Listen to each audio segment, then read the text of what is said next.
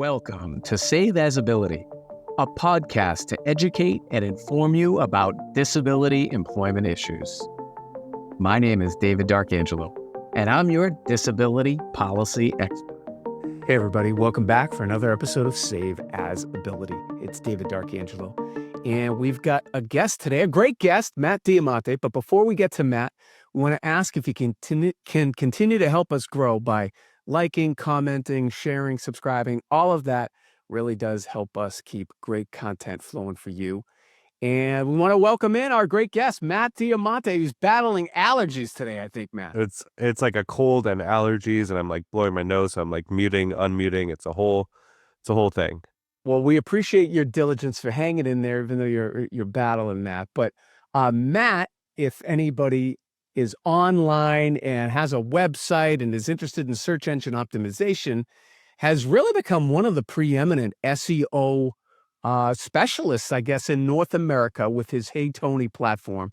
So we'll talk a little bit about that. But really, one of the focuses, Matt, I'm hoping to get into is how search engine optimization and accessibility for people with disabilities are so interrelated. But why don't we start with a little bit about you? God, what do you want to know? I could tell you a whole bunch of stuff.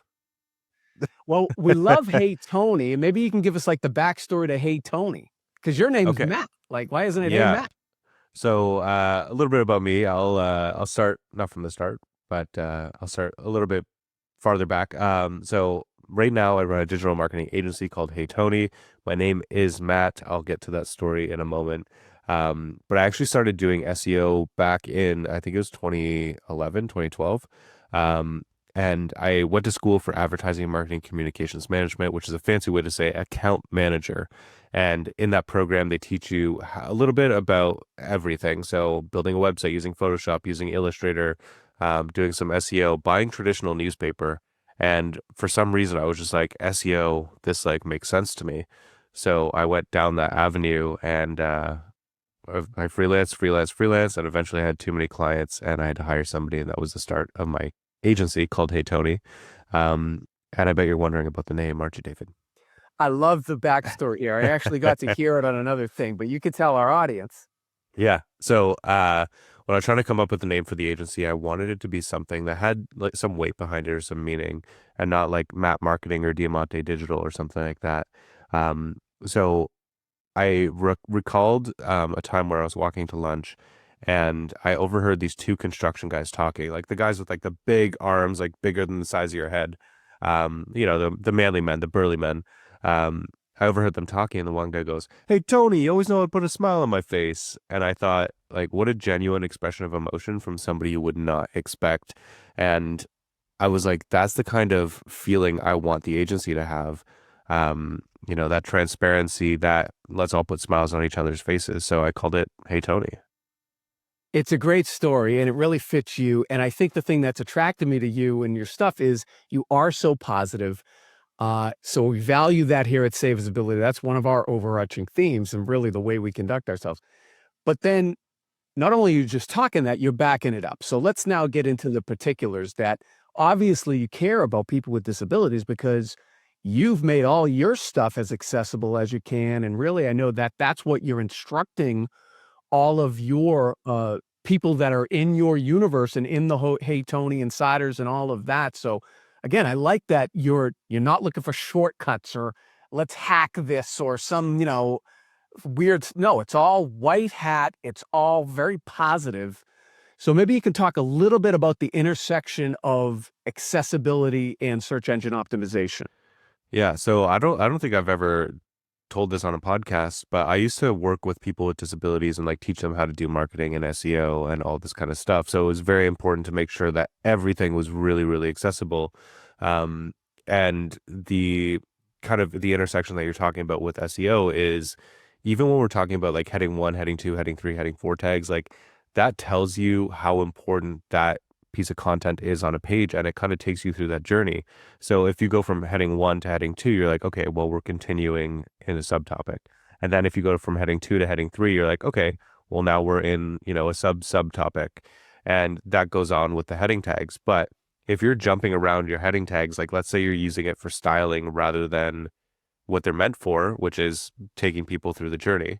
If you're saying, okay, we're going to start with the H2 and then we're going to go to an H1 and then we're going to go to an H3 and then we're going to go to an H2, like it's jumping around. People are like, what is this? What am I supposed to do? And it's the same thing with Google. They're like, okay, well, the H1 is what the page is about, right? And that's going to be right at the top. If you're using a screen reader, it's going to say, here's the title of the page or whatever it might be. And it's going to take you through that. And Google wants to see that hierarchy of like H1 to H2 to H3. And then you can go back to H2, like if you're talking about a slightly different subtopic. But it's keeping things organized like that. And people are used to seeing that. Yes. I don't know if it's like the best way to do it, but people are used to seeing that. So when they navigate to a website, they're looking for familiarity. Right. Right. So and if you're using a screen reader, JAWS or Zoom Text or Narrator, whatever the case may be, that order, that organization is what directs it to read the screen. So it really is important. Yeah. And if you like, do you remember a lot of people tried to have menus on their website on like the left-hand column? Yes. And that kind of went away. It's still like if you're using like logging into like software or something, there's still menus on the right-hand side or on the left-hand side. In a frame. Yeah. But people try to do that with websites and that's not what people are expecting. They're like menus at the top. That's where the buttons are. And contact's always going to be on the far right. Like, you could know kind of where everything is. So it's just like play by the rules that everybody else is expecting. All right, now let's drill down a little bit. And again, another thing that I value about you and your community that you're doing is you're giving this all away, essentially, right? You're not trying to gatekeep too much. You really have developed a lot of free tools for people to use. So let's drill down a little bit about how organizations can write effective alt text that serves the user, but also then supports SEO. Yeah. So when you have an image, you want to make sure that you're describing what the image is. And that is good for SEO because if you're adding random stock photos or random images to your blog post or to your content, like it probably shouldn't be there if it has nothing to do with your content. So if I did like a study, let's say 55, this is just like I'm making this up, 55% of everybody uses Google, does this one thing.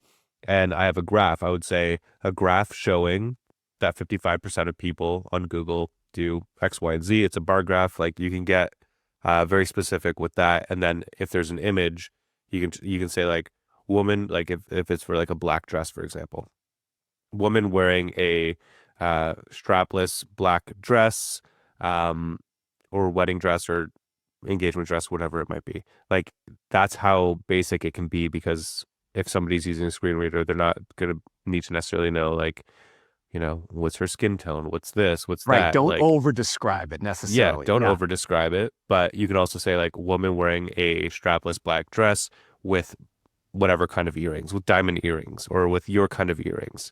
And that's totally fine to do. And that helps Google know what the image is about. And that up until recently is how you get on Google Images, by the way, right? Having that alt text in there. So having the accessibility features helps you rank with your images.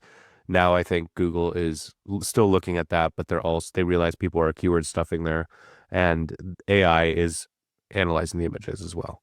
So we're really finding out then that SEO and accessibility kind of go hand in hand here. And when you have good accessibility built in, you're really kind of raising the floor of the SEO.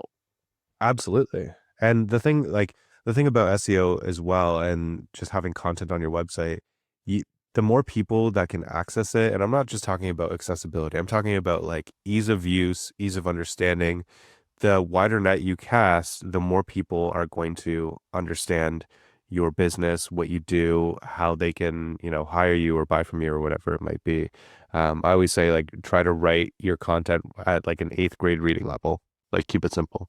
I think that's right. And I actually preach that to my clients as well, that while accessibility and usability are separate things, they're highly correlated. So generally, the more usable you can make something, if you can ensure that it's accessible, that's then the rising tide lifts all ships. All right, another specific question.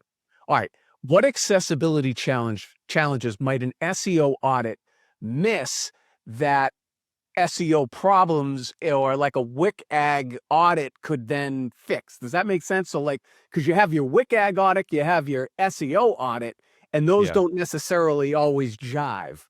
No, so like an SEO audit won't show you things like if people can change the size of the text or the contrast or like certain colors or a bunch of the other accessibility things. Like no SEO audit is showing you that stuff, right? And like that stuff is important to have, and like you can get a plugin on your site that does like I would say like 99% of it, maybe 100% of it, for you. You just install the plugin.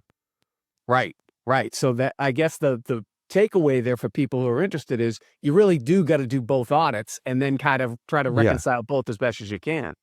100%. And it's like, if your website is not accessible, then you're taking out a portion of the population that could be buying from you, hiring you, even just like helping them find information that they're looking for, like how-to information. That's right. And generally the best sites to interact with are also accessible. Right. So, all right. Well, Matt, as we begin to conclude here, why don't you give people how they can get in touch with you? And I know you have free tools, and you're doing just a great job, I think, of helping to raise the bar for accessibility with your SEO work. So we value that. Oh yeah. Appreciate that. People can find me everywhere on the internet. Just Google Matt Diamante. I'm on all the social platforms. My website will come up, or you can Google HeyTony. Same thing. Yes, and I value that. You've asked me for some accessibility stuff. I value that. That's important, and it's just a constant process of improvement, right? Because the internet, the web changes all the time, and content Yeah, changes all the time. 100%. And like, I do think we're getting to a place because people are using screen readers. People are using a variety of different tools to consume content, even if it's video content. Like, I don't know about you, but I'll find a podcast that I really want to listen to or grab information from, but I don't have the time. So I will take the transcript from YouTube because YouTube gives it to you, drop that into ChatGPT or Claude or whatever LLM I want to use, and say like, give me the highlights of this.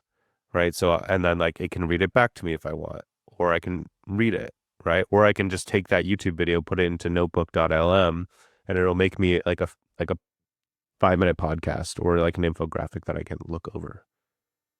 Or a blog post that you could Or put a on your blog post. site to optimize your site. Yeah. Like there's so many options, and like people consume content in all kinds of ways. So like why wall one way off? Does that make sense? Yeah, no, I think that does make sense. All right, one final quick thing. Yeah. On the web content accessibility guidelines, we know that the DOJ has been like enforcing the rules now and everything, and cities and towns are going to have to get compliant. What do you think about WCAG and the latest version? I actually don't know too much about it.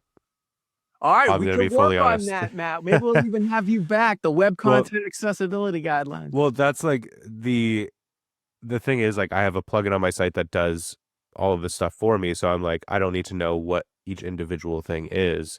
Nor do I want to, well, I don't want to say I don't want to take the time. I just don't have time to It's a dive lot. into that whole side of things, which like it is very important. And like, there's people like you, David, who are specialists in that, who I could be like, David, what's going on with my website? Right, which level of access are you at? Yeah, Well, I exactly. explain that to people all the time. One accessibility feature for one prevalence type, like say for the blind, might not be fully accessible for the deaf or for another prevalence type. So I don't think the goal is to get to perfection. I don't know if perfection exists on this plane in No. this realm. It's to be, poor, the perceivable, operable, that whole thing, to make sure people can consume the content. Yeah. Yeah, I don't know if this necessarily applies, but I heard once from somebody that said it's dumb not to dumb it down. So like in terms of the actual content and in terms of like how simple can you make this to access, right? How like, and I'm sure you've gone through forums online that's like, here's number one, you're going to do this first, and then here's step two, and then here's step three. And there's even arrows guiding people like, click here now, do this next thing. Like you have to dumb it down because people don't know your system, right? People don't know your website. And if you do things differently, or if you don't make it easy for them, you're not going to get customers. Well, there's still human involved, but I mean, at some point, I think in 10 years, we'll be sitting here and it will be computers talking to computers and it'll be less people, right? So it's a brave 100%. new world, Matt. Have you heard that there's this social media network just for AI agents? Yeah, I have It's like, actually. I'm like, that's the craziest thing I've ever heard of, and I want to explore that more. Further, But there's a Discord group that they talk back and forth to each other in their own language, and you can listen in, and it basically sounds like two fax machines talking to each other. that's crazy. I've like, who made that? Who has time to learn this stuff? And I'm like, I would love to set up an AI agent or bot or whatever open claw thing and just have it go. But I'm like, I got other shit to do. I know. How many different sites have you created already? Yeah, there's a lot. There's a Right? lot out there.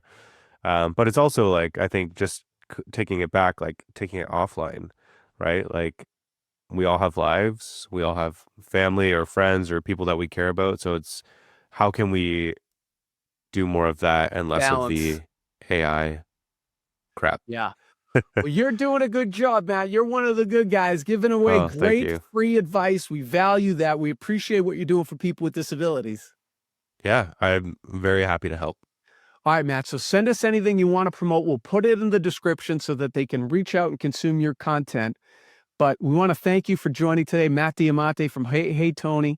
And we want to thank all of our listeners and viewers. Again, if you can help us continue to grow by liking, commenting, sharing, subscribing, all of that really does help us keep great content flowing for you. It's David D'Arcangelo, another episode of Save Visibility, and I hope you have a great day. For more information about disability employment issues, please visit our website, disabilityemploymentsolutions.com. The Save As Ability podcast is available on Apple Podcasts, Spotify, our YouTube channel at Disability Policy Expert, or wherever you stream your podcasts. Subscribe, stream, rate, and review our shows. Your ratings and reviews help our show reach new audiences. Produced by Pod Pro Entertainment. Save As Ability lives within a network of podcasts located at podproentertainment.com. #TheNewRadio. Again, my name is David D'Arcangelo, and I'm your disability policy expert. Until next time, thank you. I hope you have a great day.